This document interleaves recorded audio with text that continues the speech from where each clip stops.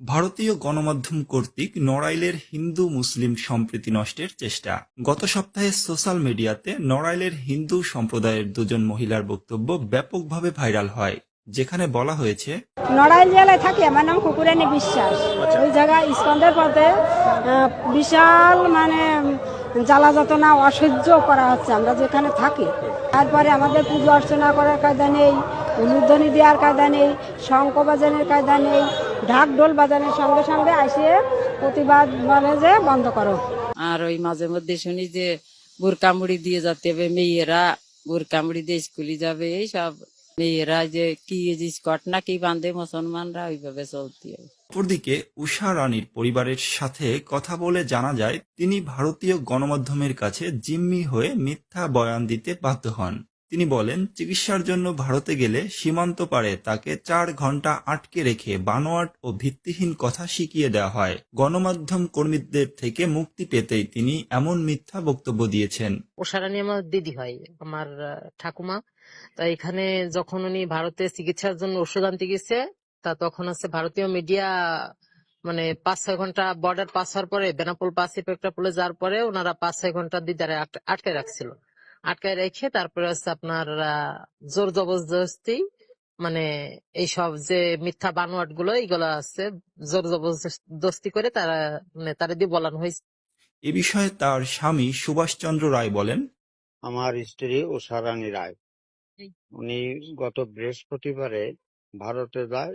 ভারতে যাওয়ার পথে উনি যে একটা সাক্ষাৎ অনুষ্ঠান দিয়েছে, সম্পূর্ণ ভুল তথ্য দিচ্ছে।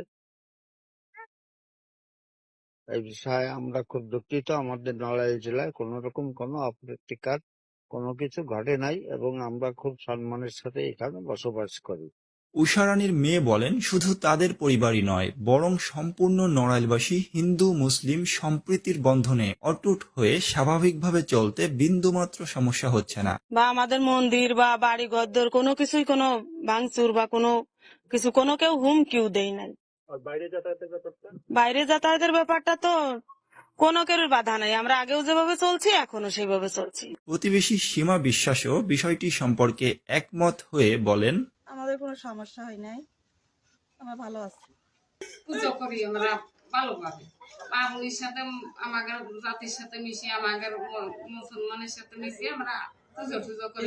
নলদী ইউনিয়ন পরিষদের চেয়ারম্যান আবুল কালাম আজাদ পাকি বলেন, ঊষা রানী দীর্ঘদিন ইউনিয়ন পরিষদের সদস্য হিসেবে কর্মরত ছিল। তার সাথে আমার কথা হয়েছে। তিনি ভারতীয় মিডিয়ার চাপেই এমন বক্তব্য দিয়েছেন বলে জানান। এ বিষয়ে নলদী পুলিশ ক্যাম্পের ইনচার্জ SI মুরসালিন বলেন, নলদী ইউনিয়নের চাকুলিয়া গ্রামের ঊষা রানী রায়, এর স্বামী হচ্ছে সুভাষ রায়। ঊষা রানী ইন্ডিয়া ট্রিটমেন্টের জন্য যায়। ওখানে ভারতের পেট্টাপোল এলাকায় একটা ভিডিও ছাড়ে ওইখানকার সাংবাদিকরা।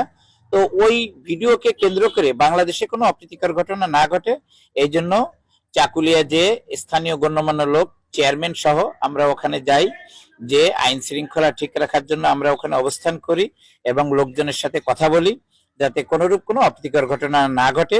বর্তমান এলাকার পরিস্থিতি স্বাভাবিক আছে এবং ওখানে পুলিশ মোতায়েন করা হয়েছে।